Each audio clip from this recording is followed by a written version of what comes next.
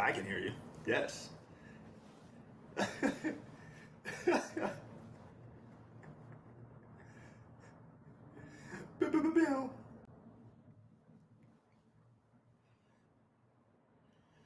It's your boy Skizzle Fresh, Skylar Hall, still alive.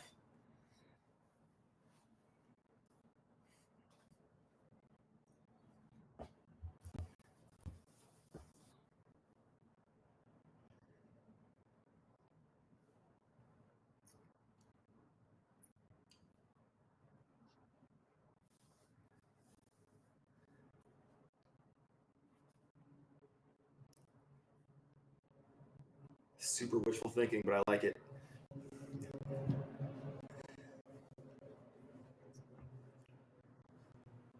That's cool. Yep. It's fine. I can't hear you, but I get these dulcet tones on my side. Definitely heard you louder there. Yeah.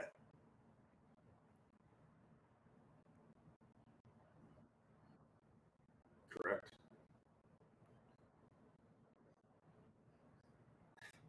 I appreciate that you're still trying to be fashion forward, even with the different headset.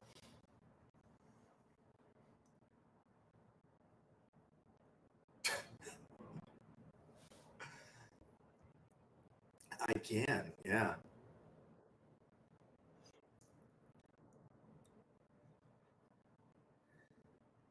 This is clearly like sophomore year. Like we had our freshman year. It was a weird COVID season. We took a summer off, and now we're back just trying to figure out what the hell life is again. Super rusty. So glad to be back. Glad everybody is joining us live at a completely different time, completely different day here on the internet. And if you were joining us live in the video medium, you were seeing some really weird angles of Jamil, which is just phenomenal. So yeah, I still hear you. I definitely can still hear you, sir. That is a question that I cannot answer.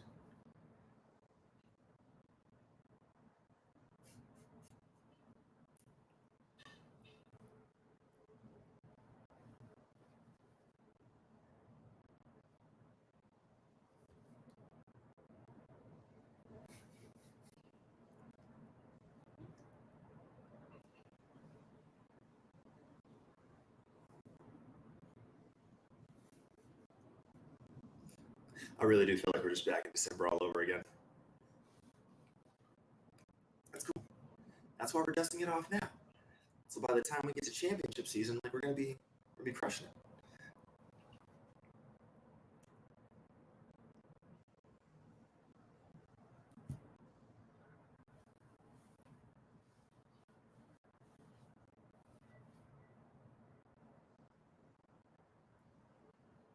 Sure.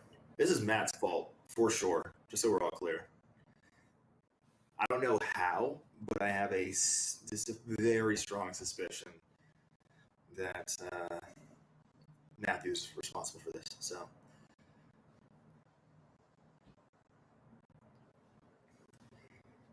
Pro 1. Testing. Anything now. Testing now. Hey, Matt is in the chat. Matt, can you hear me out there? oh, love you too, Matt. Thanks. Oh, I think we got it. Yeah, Oh. sounds Okay. like you're crushing I it. do have, I mean, I would not call myself a tech AV master, but I'm pretty good at figuring it out and solving problems sometimes. So Yeah, it unplug some only, stuff, put it back in. I think it was about 4 to 5 minutes. So, okay, we are back. It's statically. Oh man. Oh, maybe it's too loud. Test, test, test. How we sounding now, everyone? Are we sounding okay? Okay. My audio is now choppy. Wonderful. Real staccato. That's fine. I don't know. Both are a bit static. Skylar, can you still hear me? Yeah, I can still hear you. Yeah. Okay. Is that any better, folks? Choppy, staticky. All right. We're just both just coming in super hot. That could be it. I could bring us down a little bit of a level. Sure. Test. Okay. Let's see what's what. How are we sounding now, everyone? Is there anyone left in this stream? Can you hear us okay? If you could let us know, that would be wonderful, and we will definitely work on this. I'm clearly a little bit rusty. Yeah. Sounds like a loose if you were wire. a fan of this thinking that we were a well-polished podcast, you clearly didn't watch the first couple dozen episodes. So,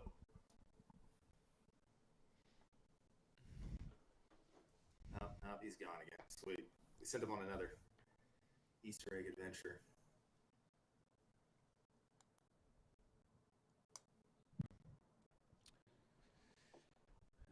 Did you just drop something?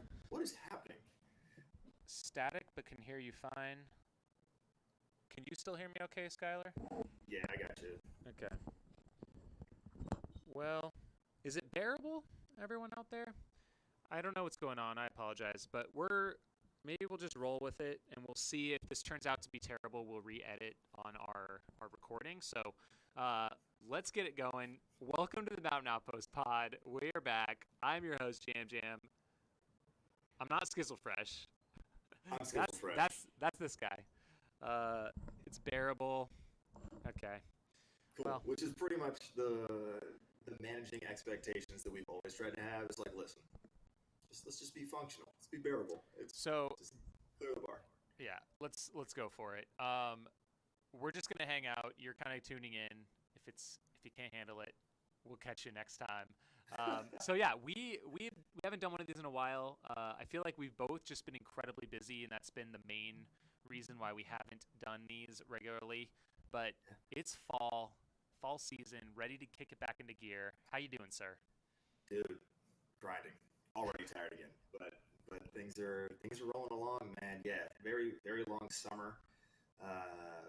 Very weird end of the summer, but back to training, back to running. Got a pretty hectic race calendar coming up, so trying to get my shiz in gear and try not to die in the process. So that's kind of where I'm at. Yeah, how you holding up? Fairly well. My summers consisted of running some long races and then not running at all in between them. Made it through the Slam of the Damned, so to speak, with a finish at Hard Rock UTMB, and then I got a little bit greedy and tacked on the Mogollon Monster 100 and did not make it, so kind of took the big L, the big DNF on that one. Big hit to the ego. This was your first ever DNF? Pretty much. I mean, I don't know if you'd count Barkley. I think technically I dropped out of the Pemberton 50K when I was like super sick, like way back in the day. I don't know if I really even count that, but pretty much first DNF, really. I thought that no matter what, I would always get to the finish line, and did not happen. So I got to mile 46, Buck Springs, right before dark.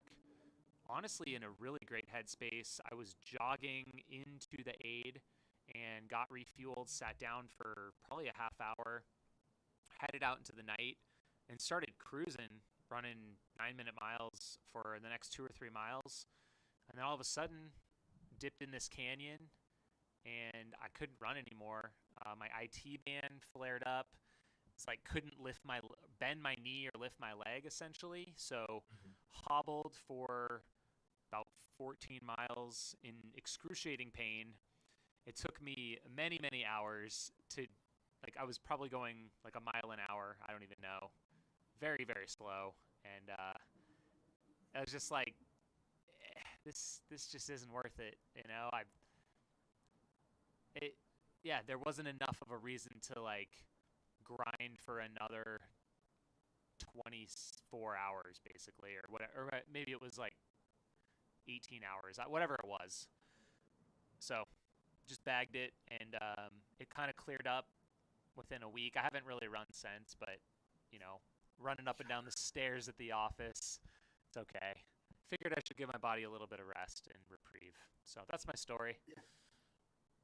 No more hundreds this year. Uh-huh. Yeah, I totally believe you. Talk to me on December 31st, and we'll see how that actually plays out. All right. Yeah. However, if you want to put up some, I don't know, 100-mile training weeks, actually get on that Barkley 2022 hype train, then I will gladly support that mission. So Maybe some consistent training, something like that. maybe just just the bare minimum, man. You've run more miles in races than you have in training over the last 5 months, cumulatively. Yeah. It's insane. Yeah, especially if you count, Cocodona. Yeah, it's pretty ridiculous. Yeah, do better. So, yeah, that's my update. We can move on from it. It's in the past now. The DNF I've done it. There we go. Rip the Band-Aid off. Good times. You're fine. Yeah, no, we need life goes on. It's okay. No, we'll take you healthy and happy because we got some pretty big things coming down the pipe here. You've got some pretty big races that you have to host/direct coming up. We got some golden tickets that got to be given out here shortly in about 5 weeks time, and then we're going to see some world records probably drop. Definitely some age group records drop in December. Yeah, man, just stay above ground. Absolutely. I like it. We have not had a conversation. Well, me and you have had one conversation since the last podcast, but other than that, we haven't had a podcast since right after Western States. So we've missed a good amount of news. So should we just try to power hour through some of the high points of what's occurred and some snap reactions? Sure. I mean, there's so much. I would love if there's people in the pod here, or not in the pod. What am I saying? People in the comment section, if you guys want to help direct this next part, we could do a rapid fire chit chat about some stuff going on that we saw this summer.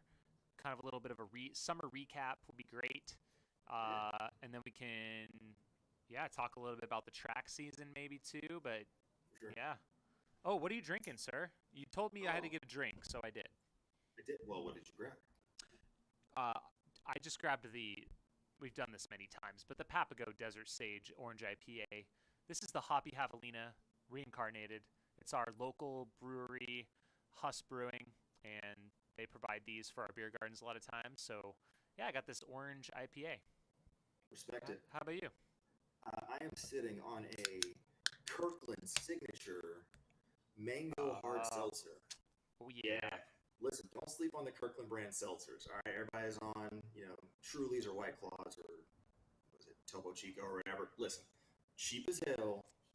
Whoa! Topo Chico's got a hard seltzer? I think isn't that their whole scheme? I think they have a hard seltzer. I feel like I saw a hard seltzer. Matt, jump in on this. What's going down with Topo Chico? Whatever. Moral of the story is, if you have a Costco hookup, then the hard seltzer from Kirkland will get the job done. Mango isn't my favorite of the flavors, but it's the one that I've been assigned by the missus because all the other ones are her favorites. So here we are. Yeah, you gotta take one for the team. All right, cheers, sir. Rip it, baby. All right. So Western States, we had a Western States show. I honestly don't remember what our last one was. Did we talk? It was when we were talking about bucket hats because my IG was just a dumpster fire for a month after that of everything that occurred. It was where's the bucket hats? Whatever. So that was the last time we talked. It hasn't gained a lot of traction. I think probably because oh whoa. Yeah, rats. What's happening? I'm getting feedback now. What's going on? Here's why. I'm getting terrible feedback. You gotta do better. You know why? Because we're talking about bucket hats, and even the podcast and the technology is let's please not have this conversation again because they're terrible. Okay. Do we still have audio in the chat? Hopefully. I don't know. We'll just keep rolling. That's better for me. That's for sure. You can still hear me, right? Yeah, I got you. yes, let's just real quick on this damn bucket hat thing. Somebody tried to come at me on Twitter about like how it's the most functional hat, and let's call a spade a spade. It's not. The brim is not large enough to cover your neck. It kind of covers your ears, and like it's a normal hat brim on the front. So if you're like, it gives me more protection, it doesn't. You're fooling yourself. Unless you have it way the hell down, in which case it's a hood. So fight me. I don't care. I just so we're all clear. Bucket hats still not practical. Put some ice in it, sure, whatever, fine. Other than that, senseless. Let's move on. All right, moving on. Cool. So we had Hard Rock this summer, and Francois annihilated the race. Debo and Ryan, is it Ryan Smith? Oh my God, embarrassing. From Rocky Mountain Runners also destroyed the course, sub 24. Just impressive performances. I think it was definitely some of the fastest conditions I think we've seen at Hard Rock, having it snow free and pretty good weather throughout. The surprise I think of the race was Courtney dropping. She, of course, spoiler alert, resurrected herself at UTMB and had essentially a dominating performance, which was really great to see. I mean, fast times there too, and Francois with the double, it's unbelievable. It's just it. You know what's wild is that he's elevated himself so much in the past like 3 years, where it's hard to argue. It's like he's like the greatest long distance runner of all time. Remembering that Killian is still in this generation, and so you're just like these two freakish athletes are coexisting, and one just like doesn't even get referenced that often anymore. And it's just like what has happened in our sport since 2018 when it was all Killian everything, and now he's just plodding along and doing his thing. He's still crushing his races, but he's just like seemingly fell so far behind the hype beast that Francois has brought about. Yeah, I mean Francois, he's kind of been quietly doing his thing for a number of years. When it comes to mountain 100 milers around the world, I mean, pretty much the king at this point. I think it's safe to say, with dominating Hard Rock and Diagonal de Fou on Reunion Island, UTMB has got like 4 wins or something now. It's pretty incredible stuff, and kind of doing that back to back, the Hard Rock UTMB double is pretty unprecedented, I think. Fact check that, but yeah. I mean, in some podcast or some conversation somewhere, I believe it was Courtney talking about how Hard Rock really is a good training run for UTMB. Like it's the most analogous American race to the UTMB experience. You have a lot of high altitude, a lot of those technical terrains. So if you can perform well at Hard Rock, you should on paper be able to perform well at UTMB.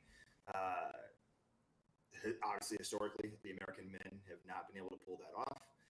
So we'll see if that changes in the future.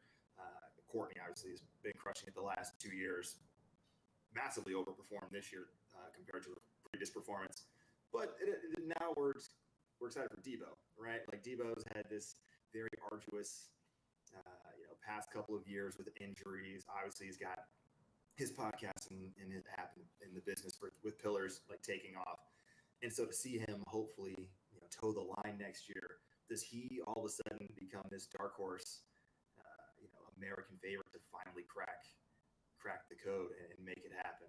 I don't know, but his run at Hard Rock definitely inspired a little bit of hope that the American men can finally crack that race. So no pressure, buddy. Let's see what happens. Yeah, definitely. What else we got? We just had Run Rabbit Run was just this past weekend. We had kind of not a super well known name. I now have to pull up the results. But I was following mostly because my brother was running, which is pretty cool. I was pulling for him. Got a little bit of crap from Treeline Journal. That's cool. But yeah, Dave Stevens was your winner, and he kind of destroyed the field. He pulled away. He was running neck and neck with Anthony Costales and put about 38 minutes on him by the finish. So 18:01, just great finish time. Anthony Costales running his first 100-mile finish. He of course won the golden ticket at um, Canyon's 100K, and so had that spot in Western States. Decided to wait on that and decided to throw his ring in the hat at this one. And I'd have to say that's a great debut for a 100-miler. Dave has quite a bit more experience. He was second to Pat Reagan at Javelina, I believe, in 2018. He's also coming to Javelina this year. So, Dave Stevens, that's going to be a name we're going to be watching. We're definitely going to get him in one of our pre-race interviews, talking about Run Rabbit Run, his preparations, how he's going to transition from a mountain 100 to a flat fast 100, but he's got experience there, so it's going to be good. Jeff Mogavero and my brother were neck and neck at the end. So at Summit Lake, I don't have the mileage of that, but 15 hours and 12 minutes into the race, Nick basically caught up to Jeff. He was 28 minutes behind him at the aid station prior to that. So in like a couple hours, he caught him, like was probably running out of his mind. And then they were neck and neck from there to the finish line and finished within 30 seconds of one another. So Jeff held him off at the end for the podium spot. As far as the women's race, Addie Bracy, I think pretty much took that one all the way. She was 7th overall, and Alyssa St. Laurent was 2nd. And there was, it looks like about not even an hour's difference between them. She was top 10 as well, and then Emily Caldwell was in 3rd. So, that's a big prize money race. Kind of the nice fall Colorado weather. I've never run the race. I've crewed someone at the 50-miler before, but that's my recap of Run Rabbit Run. And I feel like the last ultra, we definitely have to touch on the resurrection of Mr. Anton at Leadville. Come out the cuts. The man had not finished a race in so long. I think like 6 years, I think. Something nuts like that. From his last 100, it was like Lavaredo, and yeah. And then it's like, he's like, cool, I'm just going to rock up and basically do a bike trip where I just like run up a bunch of mountains in between long bike legs. And that's his training going into 100 at altitude. And then like podiums. So shout out to him. Good. Yeah. Good. Just some Anton kudos out into the sprinkle them out into the world. Anton kudos. Good job, Anton. Yeah, it's curious to see, is this going to be like a one-off? He was able to pull it together. Is he going to be back for more? What are we thinking? I think he's in a unique position that I think very few like high-end ultra runners are, where it's like you get to just completely call your own shot. Like you don't need to over race, you don't need to show up for certain races because you have like sponsor obligations or things like that, or just like general external pressure.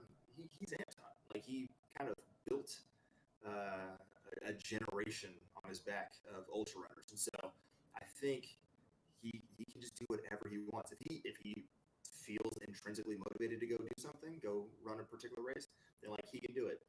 Does he want to stay domestically so that he can just like not have to deal with the headaches of travel and all that? Sure, go wild. He can do whatever he wants. I expect, that we'll see him again. I maybe that's just me very much hoping that we continue to see him, but I think that this has to bring some sort of confidence. Just to be like, hey, like I did accomplish this. I am capable of remaining healthy and doing this the right way.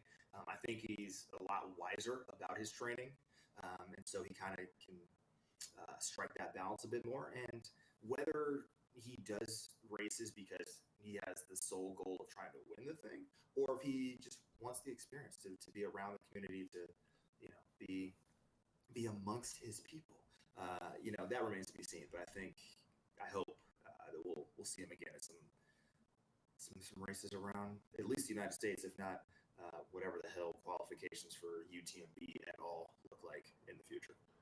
Yeah, I think it'd be great to see him toe the line. He definitely brings an excitement level just being at a race, and like you said, he's inspired kind of a whole generation of ultra runners. It'd be awesome to see him continue for sure. Yeah. But yeah, you're totally right. I think he even cited like he didn't feel as much pressure this time to go out hard, go out fast. He kind of run his own race. He didn't need to lead wire to wire or anything. That was like Cody Reed's turn to like go out at under course record pace and kind of like put it out there in the first half. It's cool to see. Maybe we'll get him out at I don't know if he would run any like Air Viper races, if that's like his style. I don't really that attitude. Come on. Let's see you, Black Canyon. That'd be fun. The chat is like silent. Are we even live anymore? I have no idea. Can we get anything? Any Anton fans in the chat? I have no clue.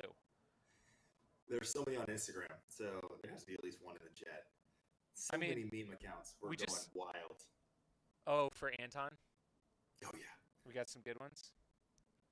It was nuts. Like especially like the lead up to Leadville. I mean, between the just like the countdowns, like, oh no, we lost Jamil.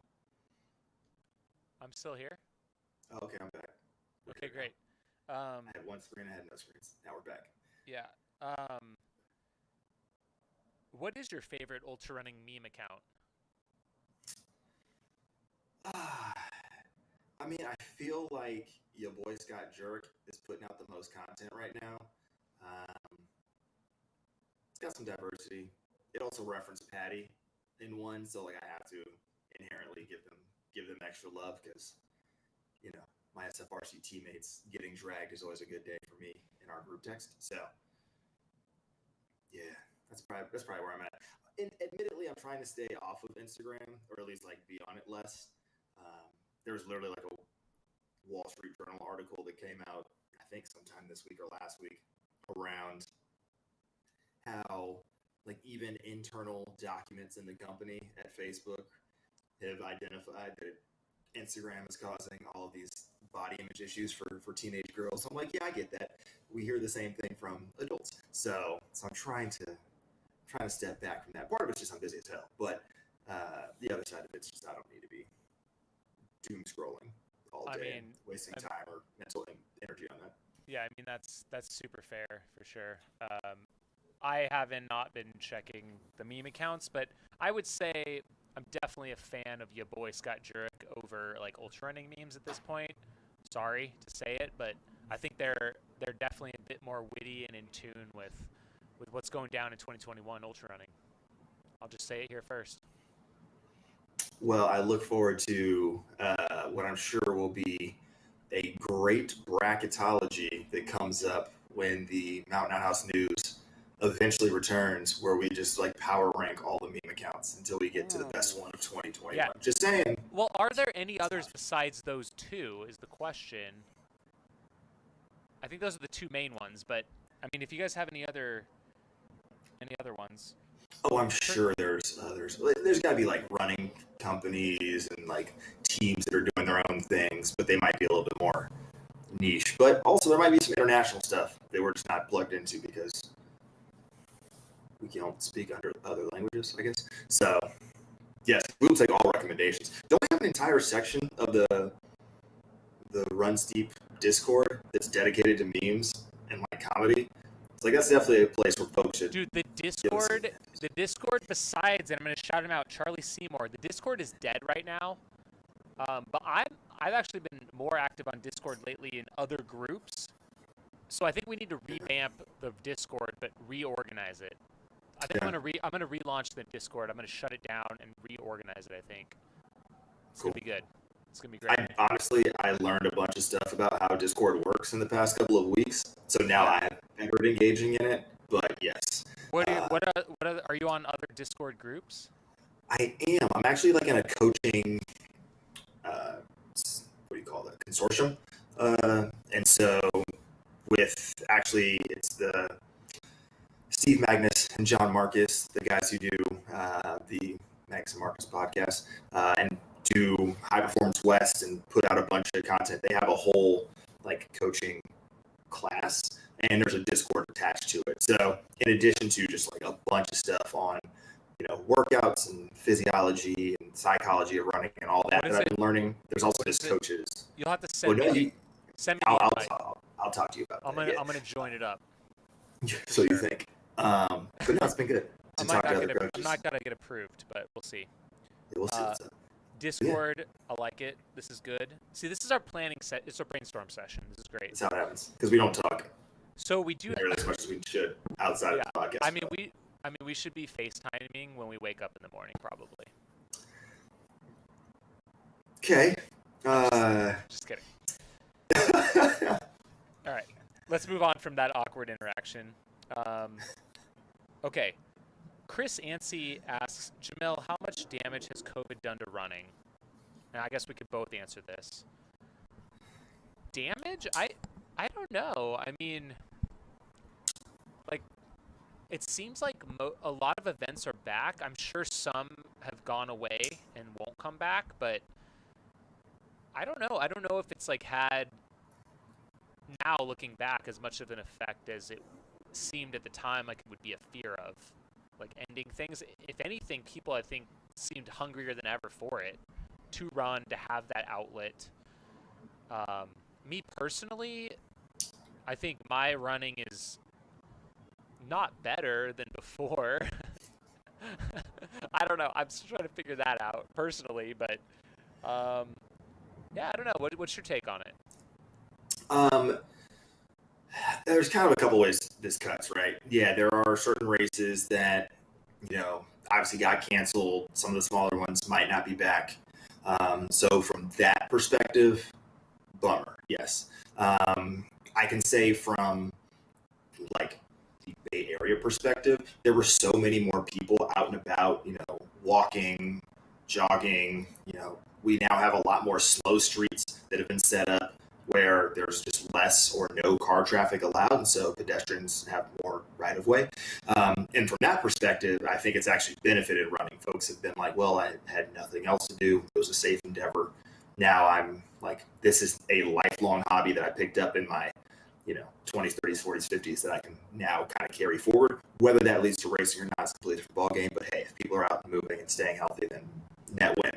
And then there's the fan perspective, which is we're about to have, other than because Tokyo got postponed, we're about to have 5 marathon majors in 7 weeks, right? So you're going to be able to like have what is normally a very scattered road racing schedule, like hyper compressed. So if you love watching running, then the next 2 months is going to be like heaven for you, right? You're going to have that. We just came off of the shorter, like 20K, 10 mile, road mile situation. We're about to go into this marathon season for the marathon majors. We're going to have CIM. So yeah, like we're going to, as a fan, you're going to be in a good spot. And I think that now people are starting to get invested. We're coming off of the Olympics, which is like the one time every 4 years that the general population is like, oh, running is a thing that's actually interesting to watch potentially. And so if we can capitalize on that momentum as well, Molly Seidel taking bronze, all of a sudden people are like, hey, like maybe the marathon's a cool thing. Like, let me watch one of these that's coming up. You got Shalane, about to run all the marathon majors over the next 7 weeks. So yeah, I think for all things considered, this might be running's chance to like get a little bit more like market share, I guess, in the public's eye for good athletics to enjoy. Yeah, I think that's a great perspective. And even just in my own experience, I think the COVID and the shutdowns, it forced innovation, and it forced us to take a step back and be like, okay, we can't have these spectators out at events. I know that that's true for us. We have to provide a way for the family and friends that can't travel and for them to get involved in what's going on with these races and these events and partake. So the technology aspect has also moved forward. So even some of the tech we use for our live streams was created due to the pandemic. You know, a Zoom type thing or these Zoom type technologies where these are like remote meeting type things that can now be utilized in the running space to share what's going on with a wider audience. And that it was probably inevitable to happen. I think it sped up and it shortened that timeline for when it was implemented. And people are, you know, I know for us, like when we couldn't have spectators and crews at Black Canyon, it was like, well, we gotta live stream it. Like absolutely, we have to show people what's going on. This is a premier event. This needs to happen, and that wouldn't have happened without this whole situation. So, yeah, and I think it's true. It's true in other places. I think you're seeing it on the track world. There's people innovating. They're using the new technology, and it's just accelerating it all. And I think at the end of the day, who benefits? All of us that are into this. Oh, absolutely. I mean, in terms of the United States, you know, we started it, and then you know we ended up with the Trials of Miles guys and Insidious Mag like putting on all those live streams of the COVID track meets, getting ready for the trials. Now we have Saucony is out there like doing a dedicated shoe launch in the same way that Hoka had done for both Carbon X versions, and so like again, it's getting people. Regardless of nation or time and space, being able to hop in and enjoy and appreciate running at its finest. Because at the end, it's a pretty straightforward sport, right? It's you battling the clock and you battling the competition, and like you can't hide. There's no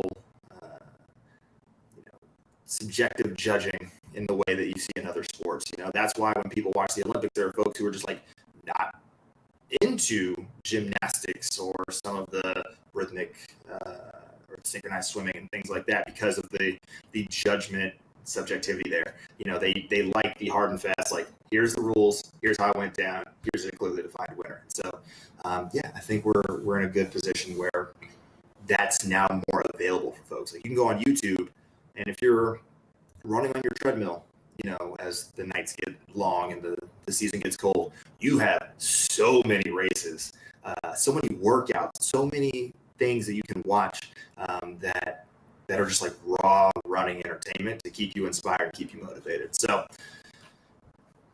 as we continue to move towards normal, whatever that looks like, I think that these are systemic changes within the running space that are gonna hang around. We've got some feedback from May Gackstetter in the chat here. Thanks for chiming in. Entry numbers in Minnesota for longer trail races are down from just her limited sample sizes. So races that normally sell out in weeks or need a lottery are not filling up. However, there are enough runners to maintain the event. So that's kind of interesting. As far as we're concerned with Aravaipa, I think a lot of our races are definitely at or exceeding pre-COVID levels almost across the board. I would say like Mogollon for us and even Flagstaff Sky Peaks, I think some of the numbers are down a little bit, but mostly that was because of permitting. We literally pulled these events together relatively close to the event dates. Like we didn't get final approval until 1 or 2 months before, so you're going to expect lower numbers. But the 100 mile for Mogollon was the largest number of starters we've seen. So speaking of Mogollon, we did launch a new point-to-point course this year, which was kind of the reason I wanted to toe the line. And Charlie was asking, did people like the new course? I haven't taken a poll, but of finishers or entrants, but I loved it. The first 42 was absolutely brutal. The stretch from Fish Hatchery to Myrtle, especially brutal, but I do have to say, shout out to the Aravaipa event crew team, also director Noah, but Luke and Cody, who went out there the week before the race. They took the weed whackers and they cleared that thing. They cut the grass and the ferns. We were out there 3 weeks before, and you could not see the trail. It was just completely closed in because we've gotten so much rain here. Mm-hmm. And on race day, it was amazing. It was just a clear path. You just followed like the cut dead grasses, and like I had no problem. It was amazing. So thank you, Cody and Luke. You guys are incredible. Shout out to you both. Trail work matters. It's so good. What else do we got in the chat here?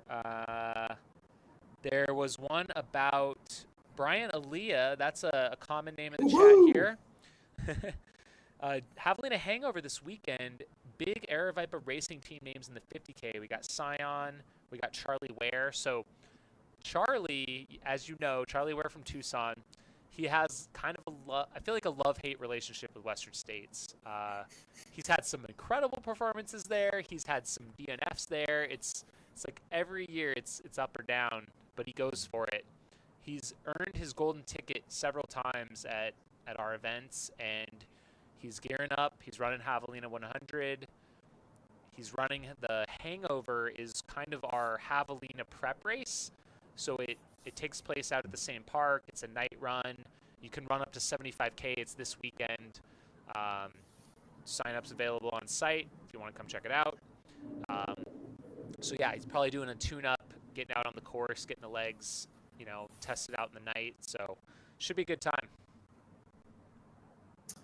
It's funny that it's a tune-up race when most of the people on the front end, like the folks who are like going for the golden tickets, will not be running at night at Javelina at the 100 if all things go well, right? So yeah, it's if you can navigate that race well, it's loosely the same temperature at night, yes, but if you can navigate it without the same like line of sight, then you will be solid for Javelina 100.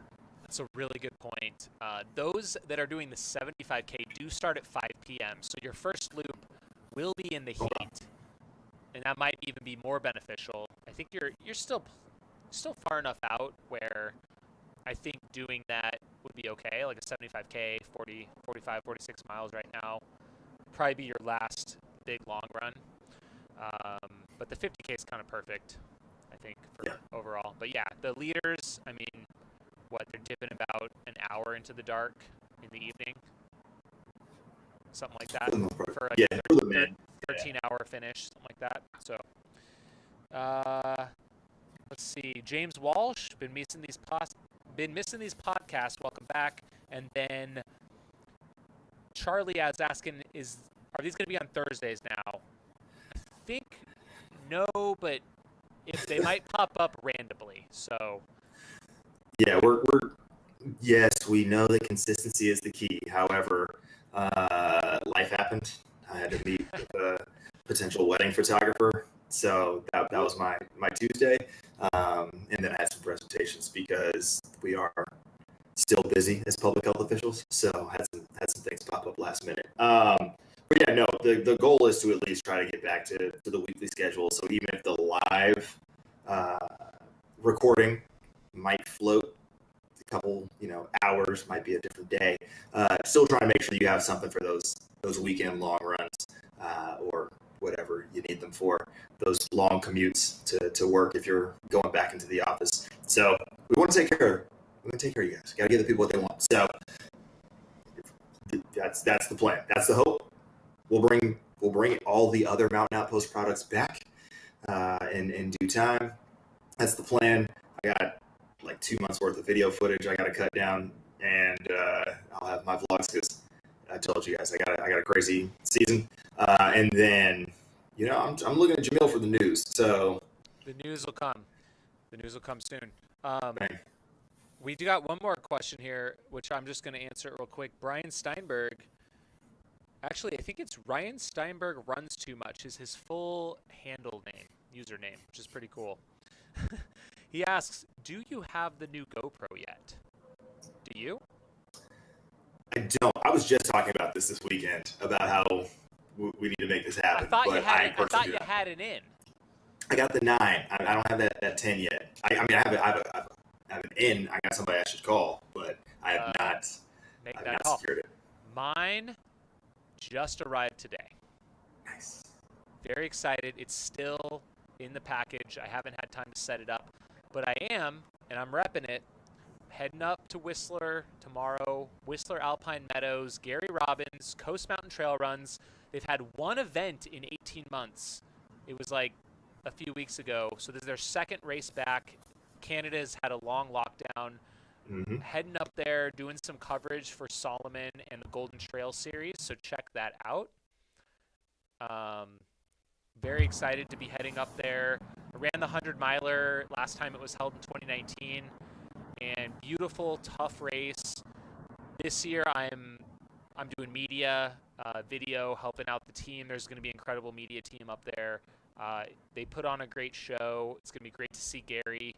So I guess I'm going to post some Instagram content. I know you're not supposed to be on there, but I'm going to post some, and it should be a good time. So I'm going to bust out the 10, try and get some good content with that one.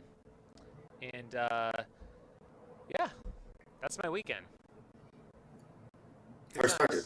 That's going to be a little bit more engaged. That's not true. I'm having a pretty engaging weekend, but got a wedding because that's what happens in your 20s and 30s. Is you got to go to everybody else's wedding, and they've all been postponed and then jammed all together after 2020. So that's thrilling.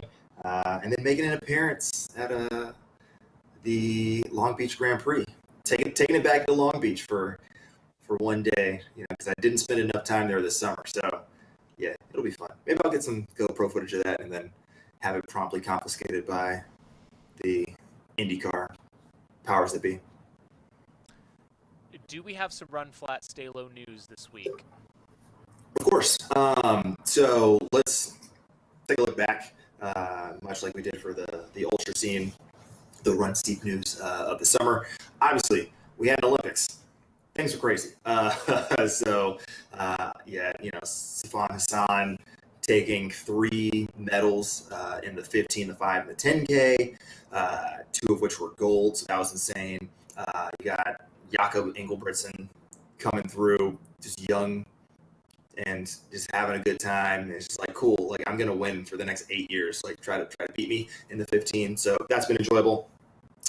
We had resolution and 2 doping or sort of ban conversations. So Shelby Houlihan had her whole CAS announcement come out, and you read all the science, and you read how basically the scientists just dunked on the burrito defense. So it was like, cool. I think everybody is, even if you wanted to believe that was possible, yeah, they pretty much just crapped all over that. So that's a 4-year ban. That's going to be upheld. And then Alberto Salazar's ban is still upheld for its full duration. So if you're an American distance running fan, you're like, yeah, we're going to take these L's in the same way that we've seen a lot of sort of other nations take them, and we're just going to next people up. So obviously we had a lot of success at the Olympics in the distance events. Obviously, Courtney Frerichs being one of the premier ones in the women's steeplechase. But as we moved through the road season, had a lot of great things happen. We had Jenny Simpson move from Fifth Avenue Mile up to Cherry Blossom, which is the U.S. 10-mile championships. She took second, so it's good to see her moving up in distance from her known strengths of the 15 and 3,000 sort of distance. So that, hey, if she can extend her career and keep running, 10-mile, half marathon, even potentially marathon races, that's great for the sport. We obviously have a bunch of New Balance athletes just stay crushing it throughout the Diamond League series. We, on the field event side, we had Ryan Krauser just stay stunting in the shot put, world record, second furthest throw ever. You had Valerie Allman in the women's discus set a new American record. Like, things are crazy. So women's throws are nuts right now. If you're not here for throws, like, get on board with women's throws in America, because they are threatening golds in literally every single throwing event. So it's just awesome to see. And then, yeah, as I sort of alluded to earlier, Molly Seidel with that marathon victory, or excuse me, that marathon bronze in Tokyo. Now she's going to New York City, which will be the last of the 5 Abbott Marathon majors that are occurring this fall. First one is Berlin. It goes down this weekend. It's not the most stacked field in terms of who we're going to see at each of these marathons, but Kenisa Bekele is going to be there on the men's side. His coach had some interview yesterday or today. He was like, is he going to take down the world record? He is in shape to do it. So Berlin, notoriously fast. It's where the world record has been set multiple times over, especially on the men's side. So we'll see if he can knock out Kipchoge's world record there. Obviously, the sub-2 attempt from Kipchoge was not a world record legal attempt. So we're still looking at 201, 201 low. If he can get 2 flat and change, then we'll see what happens. That ignites the whole thing. But Bekele is also known for really only finishing like half the races that he signed up for. Also notable because he's also signed up for New York City. So between those two, which one will he finish? We'll find out if Berlin is the one, and then if he ends up going to New York. Anyway, on the women's side, it's not as fancy, but we do have the woman with the fastest marathon this year, Hiwat Gebrselassie, I believe is how you pronounce it. She ran a 2:19:35 earlier this year. She's there in Berlin. She's ready to run fast. We got a bunch of people who are also like making their marathon debuts or have had some good performances on less racer-friendly courses, I'll put it that way. So we could see some pretty fast times on the women's side. So don't be surprised if we see a 2:18, maybe even a 2:17 win it on that end. So that's sort of like the deep distance part. And cross-country season is back, baby. Yeah, it's college season. So we have it back in its traditional fall section. We have had a few races, especially in D1, that have occurred, but this is really the weekend where things really kick off. So we have Roy Kriak is happening, I believe tomorrow, could be Saturday. And that's kind of the first one where we're going to see a lot of D1 teams that could be podium contenders or battling for top 10 spots at nationals. We've already seen some performances from the BYU teams. NAU just like went and just demolished the field at Oklahoma State last week. So we know that they're in a good position. And then we had the Dellinger Invite literally just ended a couple hours ago up in Oregon. So we saw that a few unattached Oregon women definitely showed up, but those Utah women really surprised a lot of folks. So don't be surprised if you start hearing a little bit about the Utah women and the Colorado State women as we move into this championship season. We got like a month or so until pre-nats and then 2 months until nationals. So cross country is back also for the adults, but we'll talk about that at another time. Yeah, dude, I'm excited.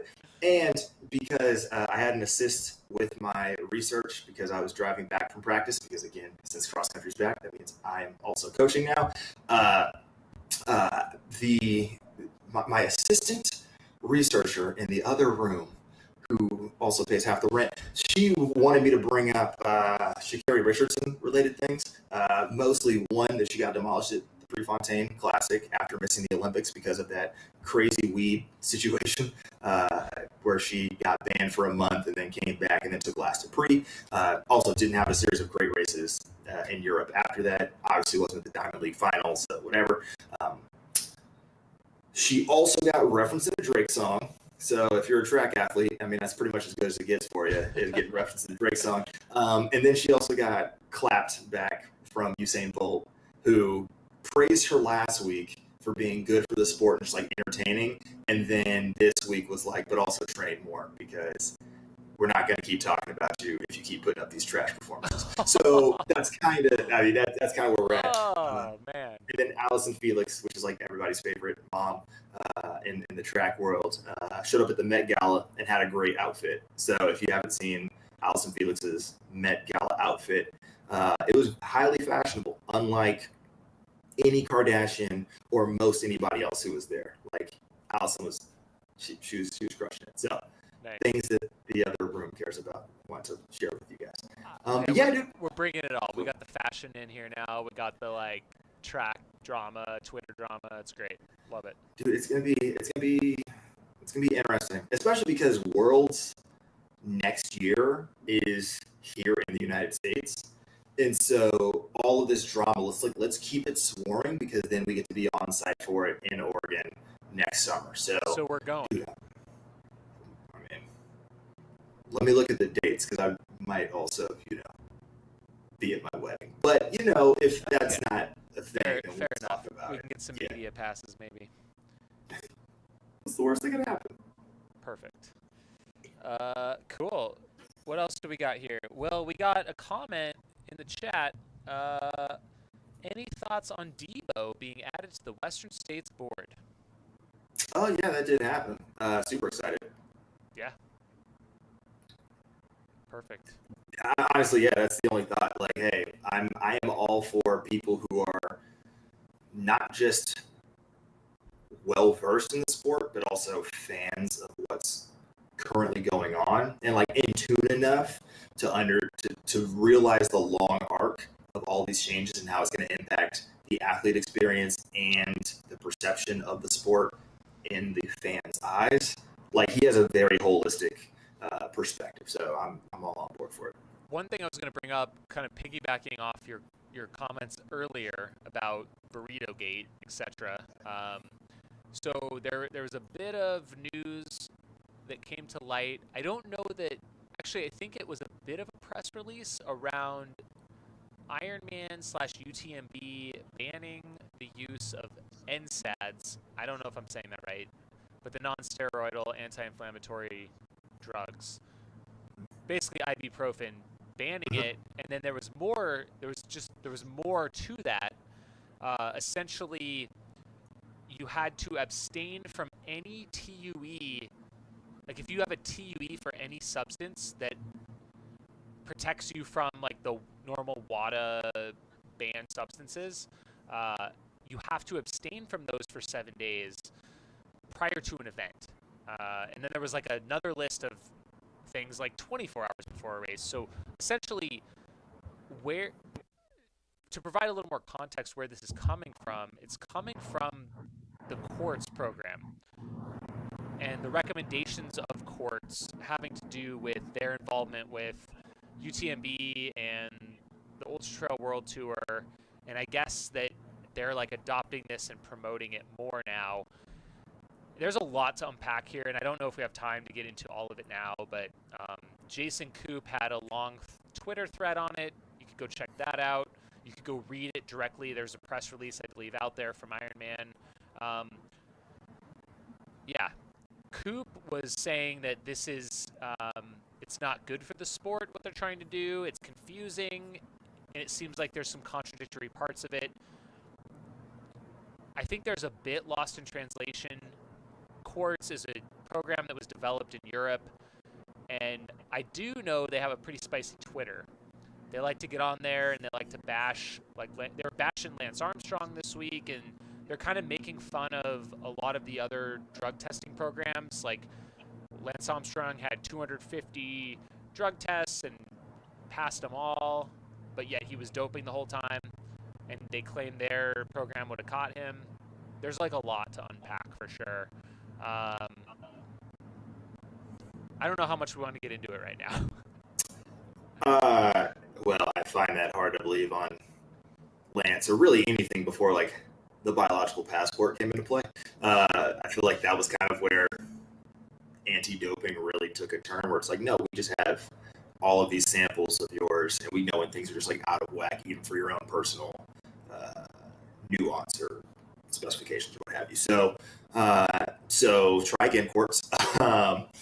But yeah, it's gonna be fraught with issues, right? Because at what point does it stop? Is it just, hey, if you're going for prize money, does UTB even have prize money? Is No. it, hey, age groupers, how do you check for these things? If you have a therapeutic use exemption for an inhaler, like, are they going to roll up and be like, hey, let's look in your pack to make sure you don't have it on course? That's one thing. But do you have it in your hotel room before you get to the line for CCC? Like, what does that mean? Yeah, enforceability is going to be interesting. I'll have to dig into it because, admittedly, I've only seen sort of things pop up on Twitter and people's initial reactions. But I mean, obviously yeah, something important to talk about. Yeah, I think there's some. Coop brought up some challenges with the policy, like how do you enforce it, and if there's something that is in your system. He was saying there's certain things that can get in your system and show up on a test. Like you could abstain from it for 7 days, but it's still going to show up in your hair sample. And they said they might test for a hair sample. So but that's kind of speculation on how they're going to actually enforce this. There were apparently 3 abnormal results from UTMB this year. They're not sanctioning those athletes. They're not publishing those names, but there were abnormal results. So the question is, what are they going to do going forward if UTMB Ironman group is going to become like the Kona of ultra running and like this championship? I mean, it's kind of adopted already as UTMB is the most popular ultra in the world. You could argue Western States, it's certainly the largest like kind of festival of ultra running, but and they are one of the leaders of the sport. So how is this going to trickle down or be applied? Is this something we need and want? Is this what the athletes want? Is this what the sport wants? It's a lot of questions. So I guess maybe it's something that we should keep an eye on as things move forward, but we're kind of bringing it up, making sure people know about it. And what happens if you do not adhere to the courts program and what they have? What kind of repercussions are you going to have as an athlete if you do get tested and have a positive result or a violation? Is that going to be a mark against you? Is that going to affect you in some way? Courts and UTMB is not an official governing body of anti-doping. They're not like a USADA in the U.S. or a WADA, World Anti-Doping. It's kind of this own thing.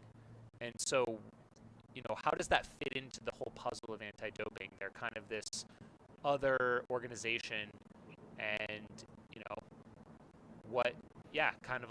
is that going to become accepted or not? It seems like currently not accepted in the U.S., absolutely not. Certain races, the Ultra Trail World Tour races have a courts program component. So currently Javelina and Western States at least have a level of courts that are part of it. So anyways, it's kind of an opening. We might talk more about it if people want us to, or not. Yeah. We'll have to go into it because every rate, and this is part of the issue writ large, especially in ultras, but also in just like other endurance sports with large age group participation. It's what's the standard, and it's not consistent across races, right? Because Western States has a very specific anti-doping policy, and if you have any past potential issue, then you can't race their race. But then that's not necessarily how UTMB is going to work. So if you get kicked out of UTMB or like the TUE thing, is that going to be what then flags you from not being able to take a golden ticket or ever compete at Western? Like all these things don't line up with each other. Obviously, Ironman has had a large issue with age group performance enhancing drugs being used. We've seen that at Kona. We've seen it at some of their other qualifying races.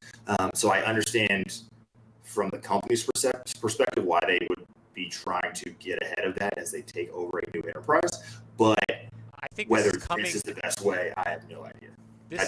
I don't think this is coming from Ironman. It's coming from UTMB/courts. But obviously, Ironman is choosing to adopt it and sign off on it, of course. Right. So. Yeah, it's gonna be a mess. We'll dig into it. Yeah. It's Outpost investigation. We just kind of opened the Pandora's box. It just peeked in a little bit. We'll get deeper once. I think we need to read up more on it for sure. And, for sure. And let's be just like, in case people have missed the mark here, we're fans of clean sport. Like, we want people to be clean in racing. Like, we're not fans of doping in any way, shape, or form, or just like cheating, broadly speaking. But yeah, there are ways that, there needs to be accountability set up. There needs to be some sort of consistency, or some way for athletes to have a fair chance to understand the rules that they are signing up for. And, when they click submit on their registration, they know like how to comply. But then also we understand like what it means broadly for the sport, because if it means like, hey, I can only race in these types of races, or these specific races, or this geography of races, then that's a consideration that, from a growth of the sport perspective, we need to pay attention to. I mean, if we look at, I don't know if these are the only two major points of this policy, but like the banning of TUEs, saying like basically we're eliminating the TUE loophole. I mean, that's a very strict stance on anti-doping. So they're saying anything WADA, TUEs, they're out. So, I mean, it's just a strong stance, and I don't know enough about the science to know, like, are these TUEs, I think there could be some people taking advantage of the TUE system, certainly, but there's also probably people that need this for their day-to-day health, for their existence. And so to say that, like, okay, well, now you're in violation, you can't run, or you might have a lifetime ban, is potentially harsh. So there could be some nuance. And I think the other thing, like the banning of ibuprofen, I mean, I think there's more and more science coming out that says ibuprofen is probably not a good thing to be taking when you're running an ultramarathon. I don't know if it's completely definitive, but my personal experience is I try to stay away from painkillers or ibuprofen, anything like that. It's an additional stress on the body, stress on the kidneys.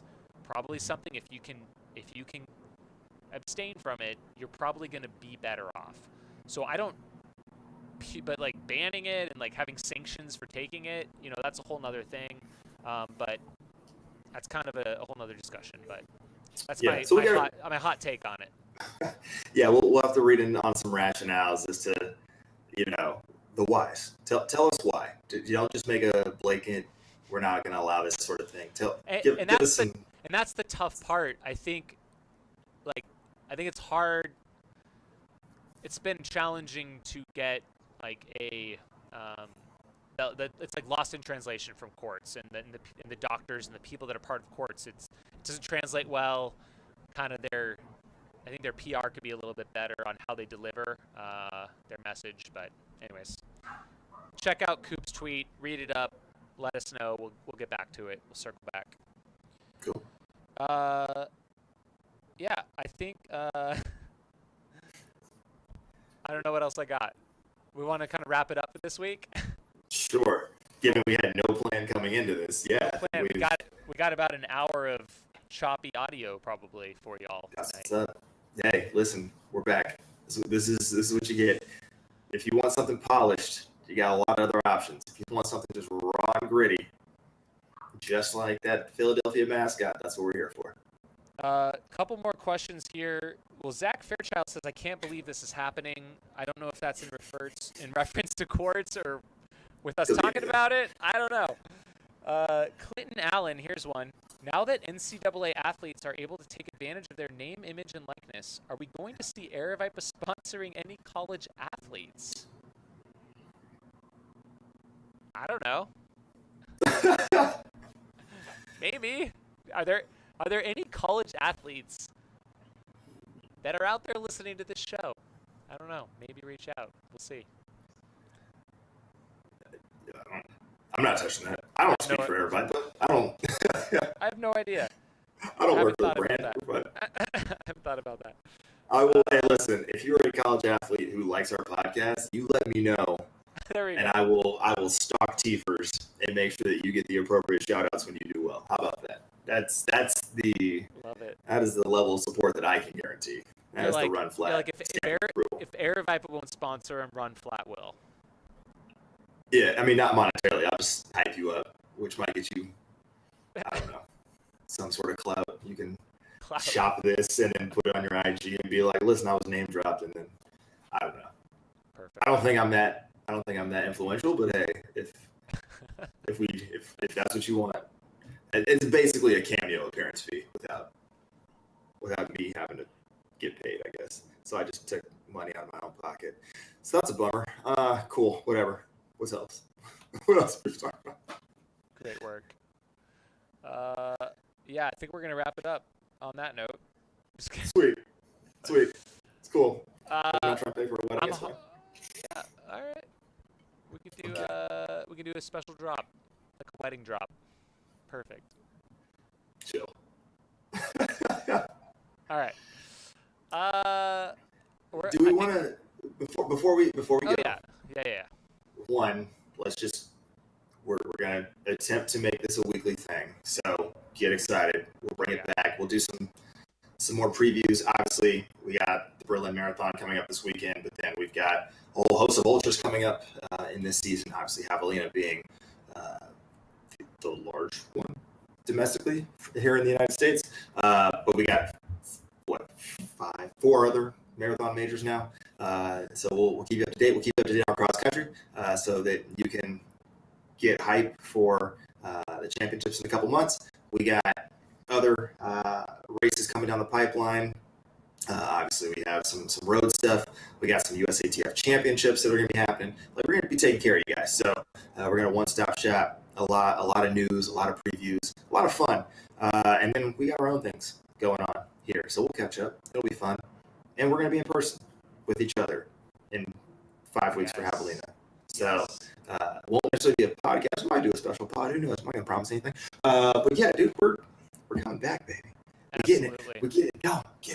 On the ultra trail side, I mean, to kind of wrap it up where we're at, we've got big things happening. The Golden Trail Series, the North American Series, which is the inaugural. So we got Whistler Alpine Meadows this weekend.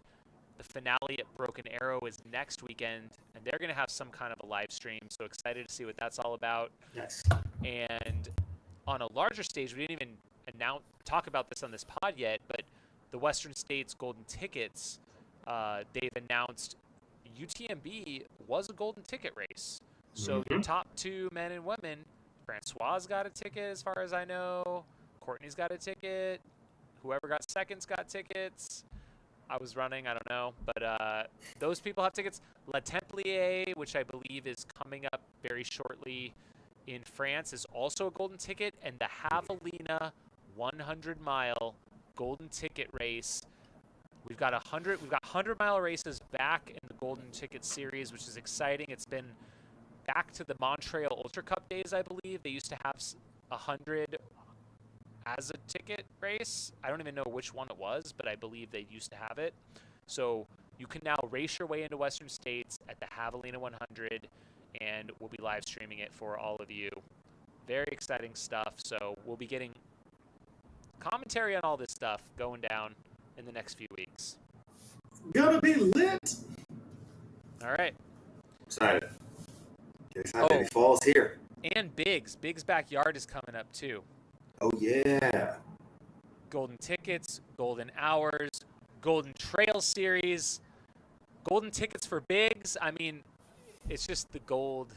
There's so much gold. I don't even know.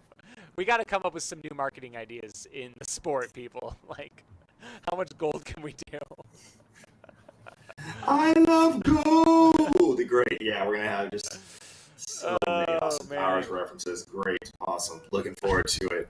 And looking forward to being back. Thank you all for joining tonight. If you were live in the chat, thanks for listening on your podcaster of choice on the Steep Life Media channel. If you're listening to this after the fact, drop in whatever the new Discord is when we launch it. Otherwise, until then, you can send us Instagram comments. It might take us a while to read them based on our current habits, but hey, let us know what you're thinking. Let us know what you need. Let us know what you're feeling. Let us know what you're checking out. And, let's keep this baby going. See you next week. All right, guys.